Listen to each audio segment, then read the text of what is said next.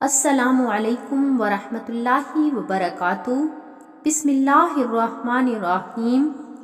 خواب میں غار ڈرنے والے کے لیے امن کا پیغام ہوتا ہے۔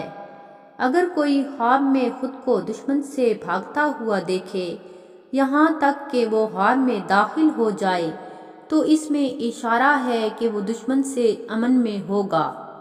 حضرت ابوبکر صدیق اور رسول اللہ صلی اللہ علیہ وآلہ وسلم کے قصے پر قیاس کرتے ہوئے بعض اوقات خواب میں غار دیکھنا دوستوں کے نصیبے پر دلالت کرتا ہے۔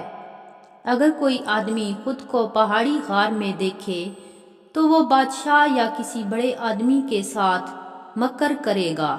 حضرت ابن سیرین رحمۃ اللہ علیہ نے فرمایا ہے کہ اگر خواب میں دیکھے کہ غار میں گیا ہے اور اس میں مقیم ہوا ہے، دلیل ہے کہ کسی سخت کام میں گرفتار ہوگا، اور اگر دیکھے کہ غار میں گیا ہے اور جلدی نکلا ہے، دلیل ہے کہ سخت کام میں گرفتار ہوگا اور جلدی خلاصی پائے گا۔